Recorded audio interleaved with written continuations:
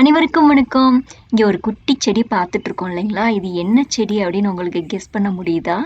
நெறைய பேருக்கு தெரிஞ்சிருக்கும். இன்னும் சில பேருக்கு தெரியாது. இது செடி இல்ல. இது வாழைக்கன்று. போன வருஷம் பார்த்தீங்கன்னா, நம்ம ஜூலை மாசம் எண்டுல எங்களுக்கு சம்மர் அப்போ வந்து ஒரு நம்ம வீட்ல தொட்டியில வச்சு வளர்த்துட்டு இருந்த ஒரு வாழைக்கன்று வந்து இந்த இடத்துல நம்ம வச்சோம். இந்த வாழைக்கன்று நல்லா வளர்ந்து புது புது இலைய விட்டு நல்லா வளர்ந்து வந்துட்டு இருந்தது. அதுக்கப்புறம் எங்களுக்கு வின்டர் வந்தது இல்லையா? அது நெறைய ஸ்னோவா கொட்டி அந்த இடம்லாம் மூடி ஒரு மாரி ஆயிடுச்சு. அந்த வாழைக்கன்றும் பார்த்தீங்கன்னா, காஞ்சு போய் நார் மாரி ஆயிடுச்சு. அப்படியே அழுகிடுச்சு அவ்வளோதான்.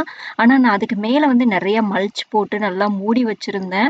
ஆனா, மறுபடியும் அதுலருந்து வாழைக்கன்று வரும்னு நான் கொஞ்சம் கூட எதிர்பார்க்கல. ஏன்னா, எங்களுக்கு பின்னாடி மண்ணு வந்து கொஞ்சம் நெறைய சரளை கற்களோட இருக்கும். அதனால வரும் அப்படின்னு நான் எக்ஸ்பெக்ட் பண்ணல. ஆனா பார்த்தீங்கன்னா, சர்ப்ரைசிங்லி இந்த வாழைக்கன்று புதுசா வந்திருக்கு. ஆனா, அதோட இடத்த விட்டுட்டு தனியா ஒரு இடத்துல வந்திருக்கு. நான் முதல்ல இத பார்த்துட்டு ஏதோ களைச்செடி இத பறிச்சு போடலாமான்னு இருந்தது. அதுக்கப்புறம் சரி கொஞ்ச நாள் விட்டு வைக்கலாம் அப்படின்னு விட்டுட்டேன். கடைசியில பார்த்தீங்கன்னா, இது வாழைக்கன்று. கொஞ்சம் கூட எதிர்பார்க்காத ஒண்ணு நடந்திருக்கு. ரொம்ப மகிழ்ச்சியா இருக்கு. உங்களுக்கு இந்த வீடியோ பிடிச்சிருக்கும் அப்படின்னு நினைக்கிறேன். நம்ம வாழை மரத்த எப்படி இந்த இடத்துல நட்டோம், எப்படி பிரிச்சு எடுத்தோம் அப்படின்றதெல்லாம் நம்ம சேனல்ல இருக்கு. நீங்க போய் செக் பண்ணி பாருங்க. உங்களுக்கு பிடிக்கும். இந்த வீடியோ உங்களுக்கு பிடிச்சிருந்தது அப்படின்னா ஒரு லைக் கொடுங்க. அனைவருக்கும் நன்றி. வணக்கம்.